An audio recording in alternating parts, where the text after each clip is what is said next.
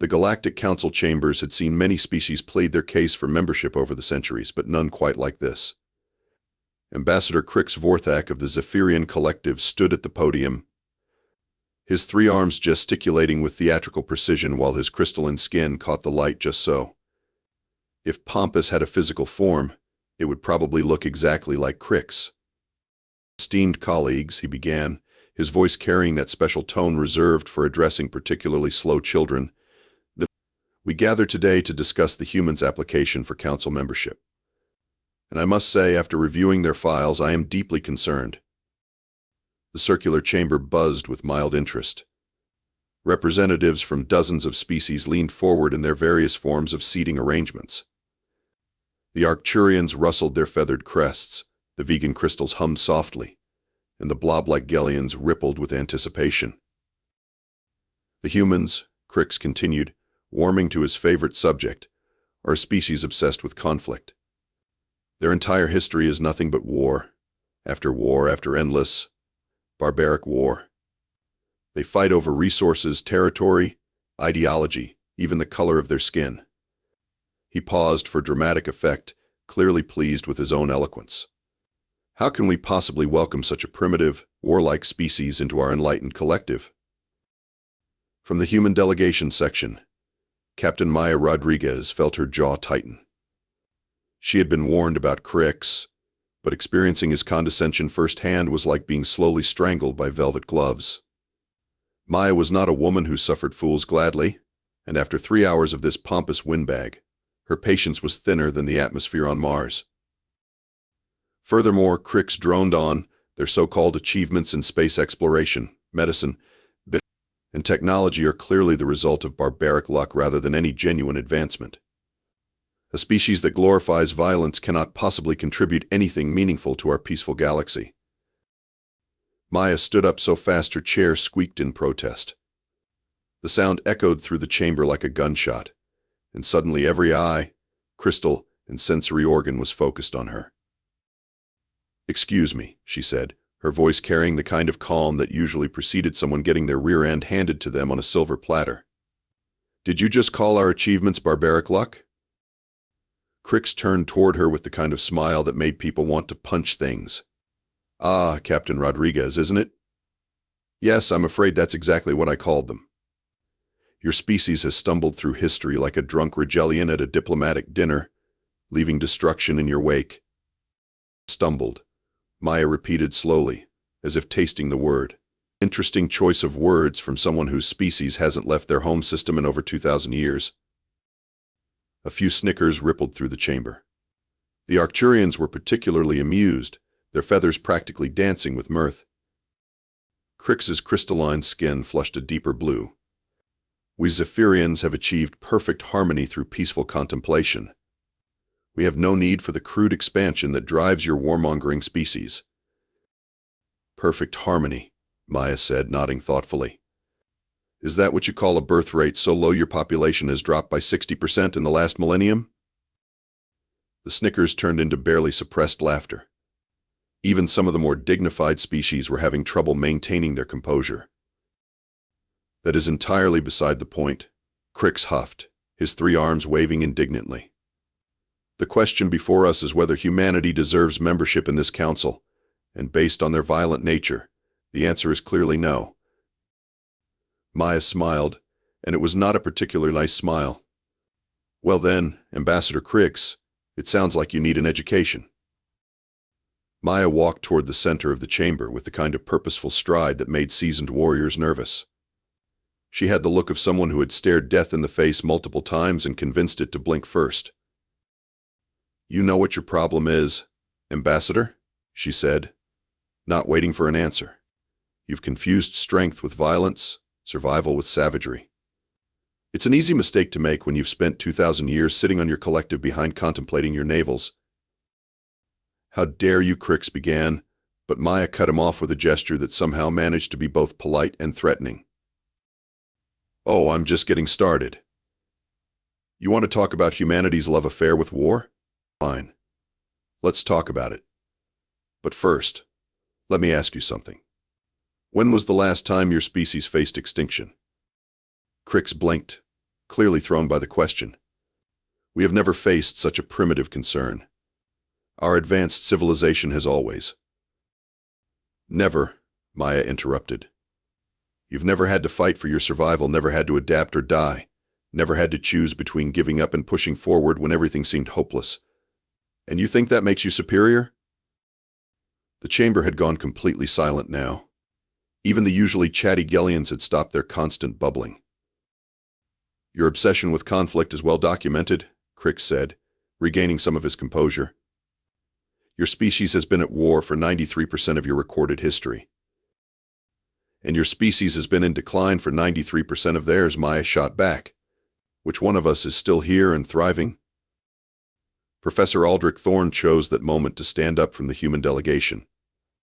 At 83, he moved like a man half his age, though his white beard and knowing eyes spoke of decades spent studying the darker corners of human history. Perhaps, he said in a voice like aged whiskey, the good ambassador would benefit from a more comprehensive understanding of human military history. After all, one shouldn't judge a book by its cover, especially when one has only read the back jacket.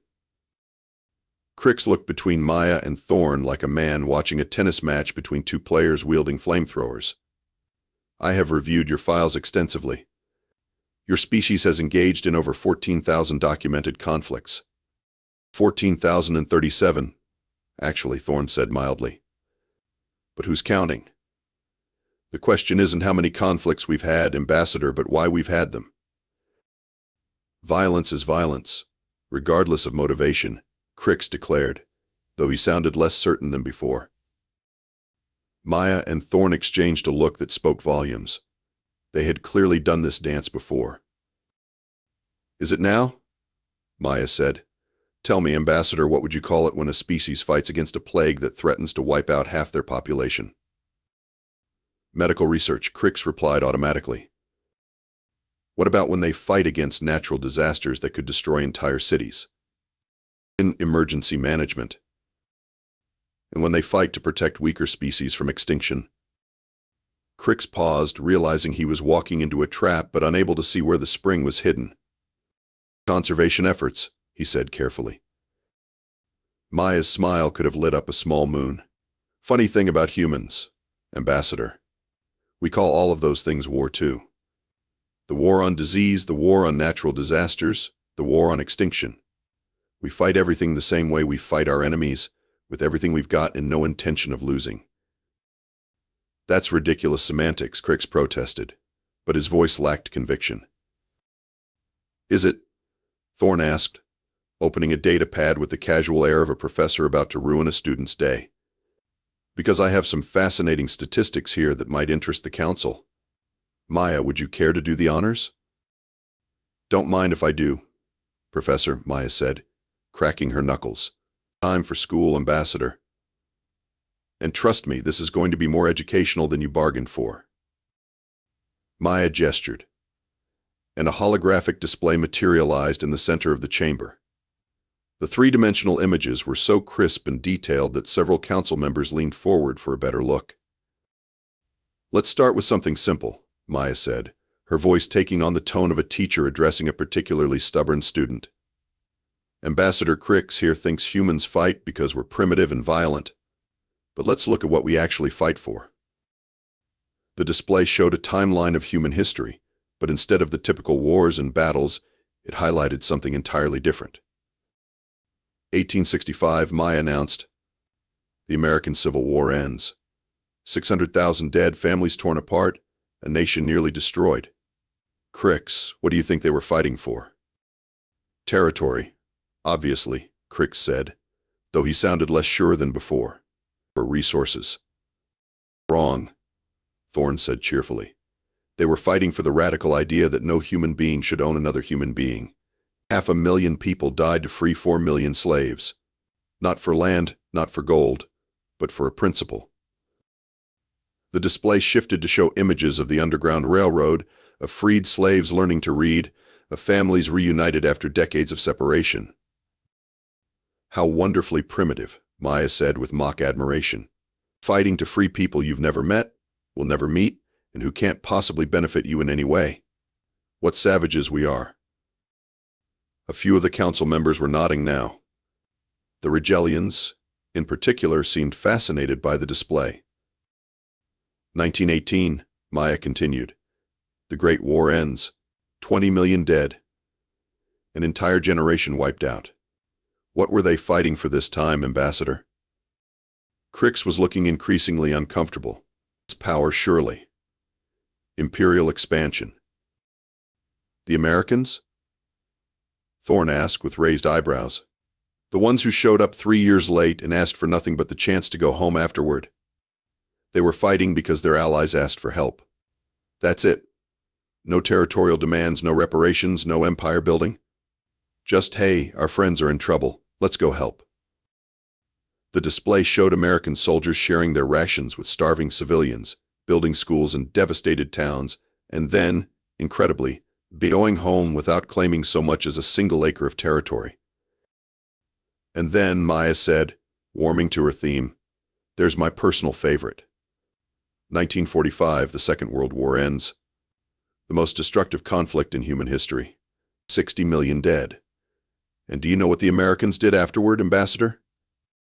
Crix remained silent, clearly afraid of what was coming next. They spent the equivalent of 130 billion modern credits rebuilding the countries they had just defeated. Not conquered. Not enslaved, not stripped bare. Rebuilt. They turned their worst enemies into their closest allies.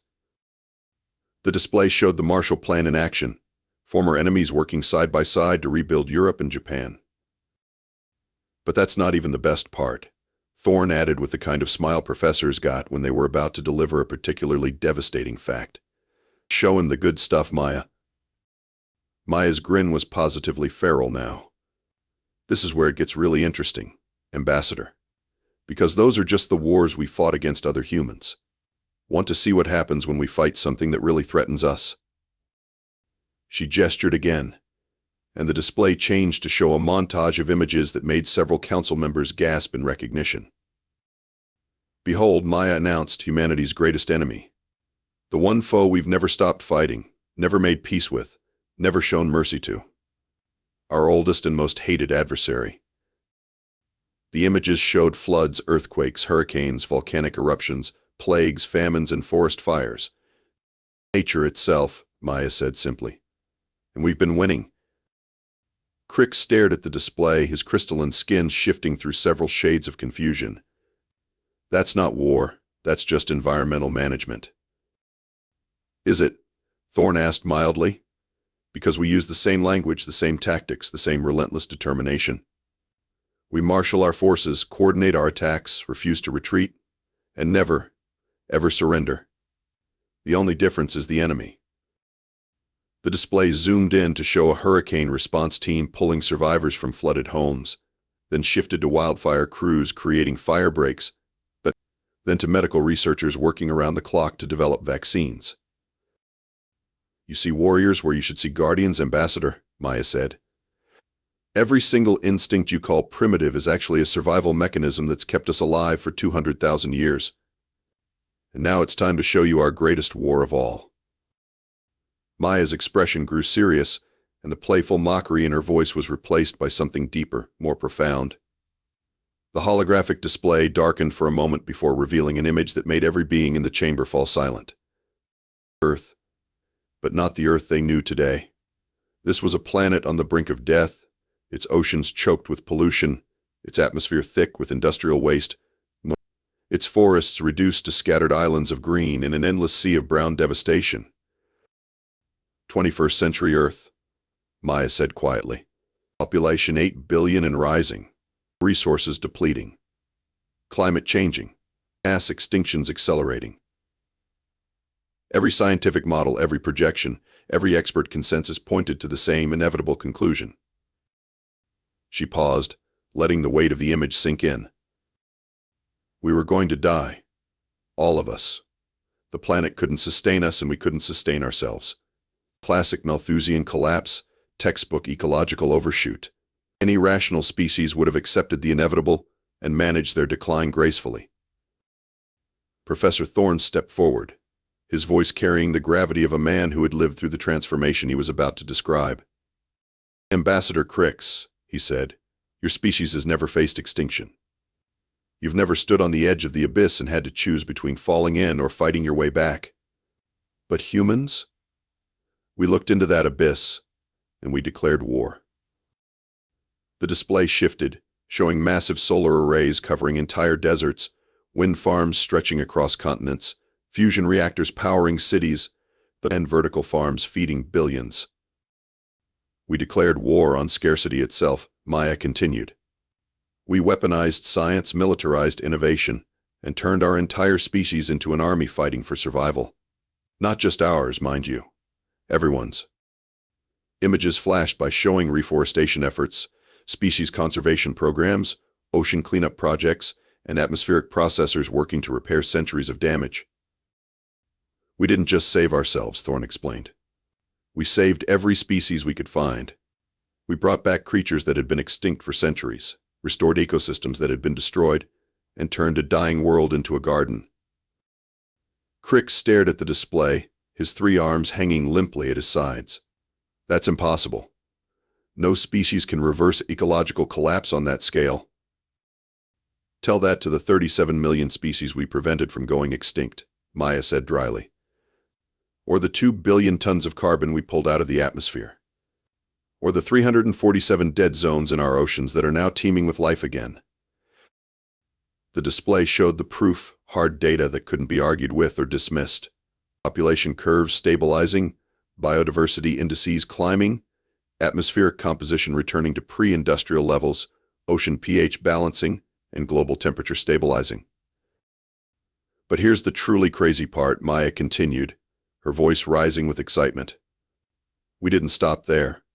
Once we figured out how to save our own planet, we started saving others. Dead worlds, toxic atmospheres, ecological disasters across the galaxy, we roll up our sleeves and get to work. Images of terraforming projects, atmospheric processors working on distant worlds, and human crews working alongside alien species to restore damaged ecosystems filled the chamber. Your species contemplates harmony, Thorne said with a slight smile. Ours creates it. With our bare hands if necessary. Crick's crystalline skin had gone completely pale now. The reports said you were expanding aggressively across the galaxy. We are, Maya confirmed. We're spreading life everywhere we go. Every dead rock we can reach, we're turning green. Every species we meet that's struggling, we help. Every ecological disaster we encounter, we fix. It's what we do. She gestured again, and the display showed dozens of worlds in various stages of transformation, each one a testament to human determination and ingenuity. So yes, Ambassador, we love war. We're very good at it.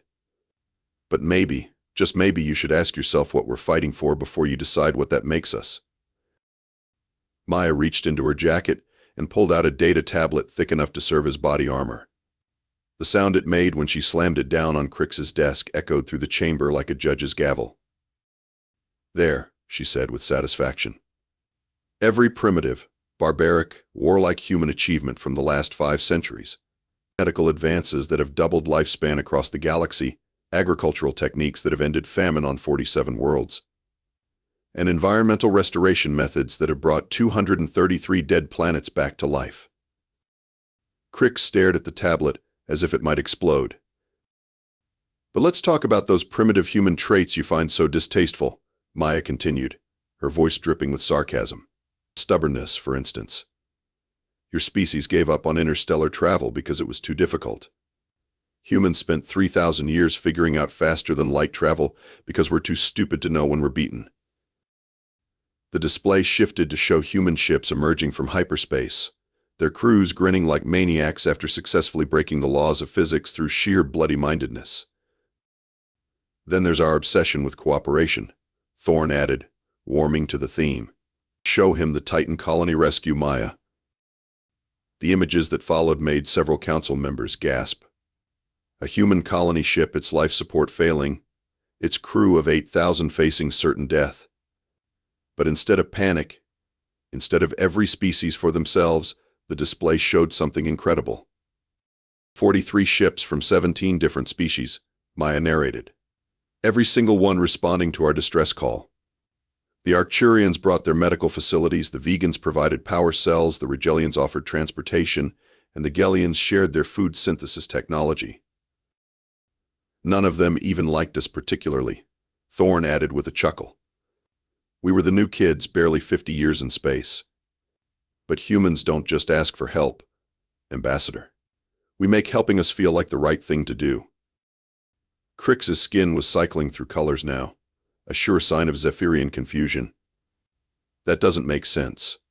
Why would other species risk themselves for you? Because, Maya said gently, when the Regelians faced that solar flare crisis, we were there. When the Arcturian plague threatened their home world, we were there. When the vegan crystals started failing, we were there. We don't fight for ourselves, Ambassador. We fight for everyone. The display showed a montage of human crews working alongside aliens, sharing technology, building bridges, and solving problems that had seemed impossible. Your species seeks harmony through isolation, Maya continued. Ours creates it through integration. We don't just join communities, we improve them. Around the chamber, other council members were nodding now. The Regelian ambassador was speaking quietly into a communicator, while the Arcturian delegation was rustling with what could only be excitement. But here's my favorite human trait, Maya said, her smile turning predatory. We absolutely refuse to give up. Ever. On anything. Case in point, this conversation started with you declaring us unfit for council membership. She gestured to the assembled representatives, many of whom were now leaning forward with obvious interest. How's that working out for you, Ambassador? Crix looked around the chamber, seeing interested faces where he had expected supportive ones, curiosity where he had counted on dismissal. His crystalline skin had settled into a deep purple that probably meant something unpleasant in Zephyrian body language. This changes nothing, he said, but his voice lacked conviction. You're still a violent species. You're absolutely right, Maya agreed cheerfully. We are violent. Violently opposed to injustice. Violently protective of the innocent. Violently determined to make the galaxy a better place. If that's what disqualifies us from council membership, then I guess we'll just have to keep making the galaxy better without official recognition. She shrugged as if it didn't matter, but the threat was clear. Humanity was going to keep helping, keep improving, keep spreading their particular brand of stubborn optimism, whether the council approved or not. The question isn't whether we're worthy of joining your club, Ambassador, Maya said softly. The question is whether your club is worthy of us. The silence in the chamber stretched like a rubber band about to snap. Crix stared at the data tablet on his desk as if it contained the secrets of the universe, which, in a way, it did.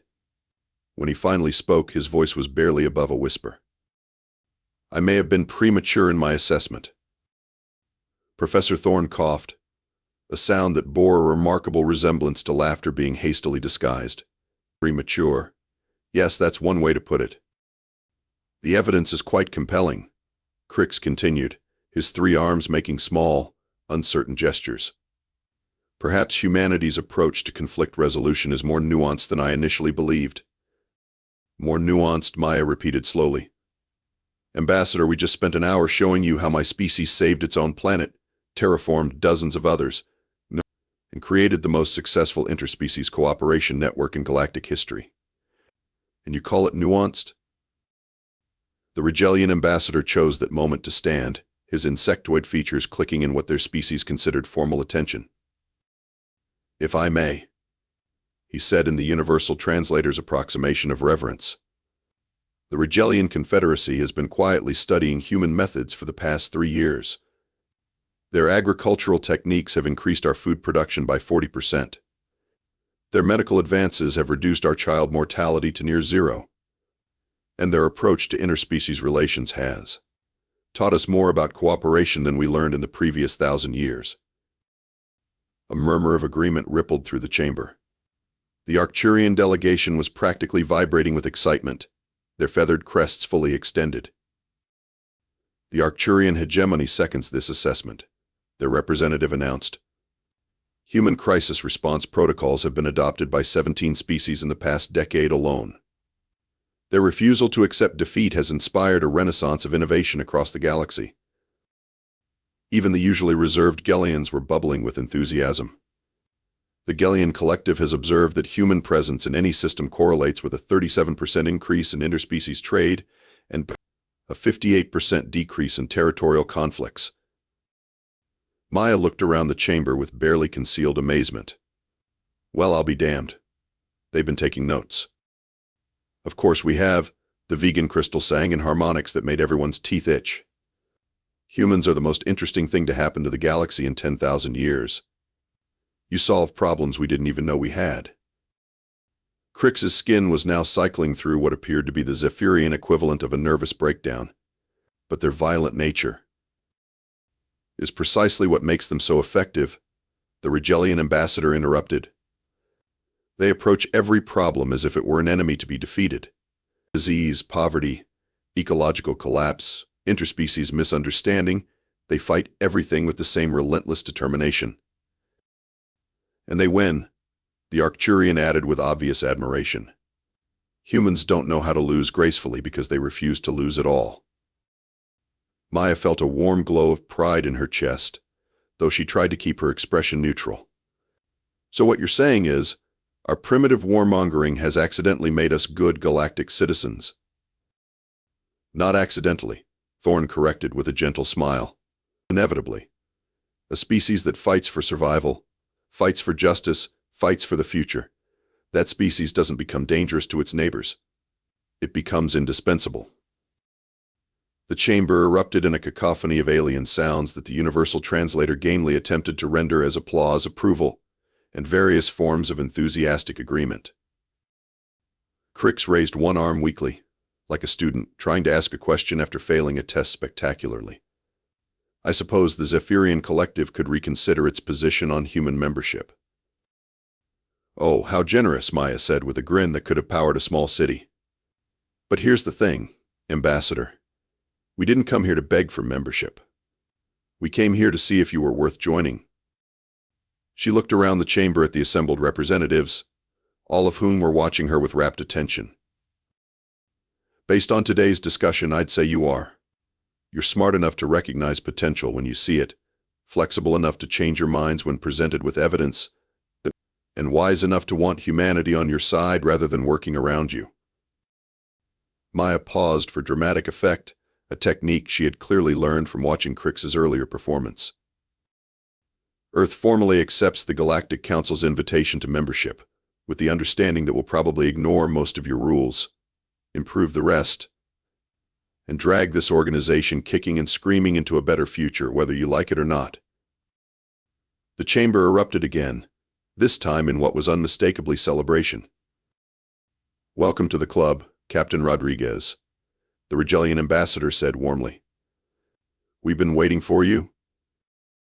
As the various delegations began filing out of the chamber, chattering excitedly in dozens of languages, Crix remained seated at his desk, staring at the data tablet that had shattered his worldview so thoroughly.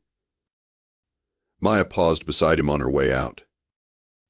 Hey, Ambassador, she said gently. For what it's worth, your species' pursuit of harmony isn't wrong. It's just incomplete. Harmony isn't the absence of conflict. It's what happens when everyone's fighting for the same thing. Crix looked up at her with something that might have been respect. And what is humanity fighting for, Captain? Maya's smile was soft now, genuine rather than mocking. Tomorrow, Ambassador. We're fighting for tomorrow. And now that we're part of the Council, we're fighting for your tomorrow, too. She headed for the door, then paused and looked back with the kind of grin that had launched 1,000 human adventures.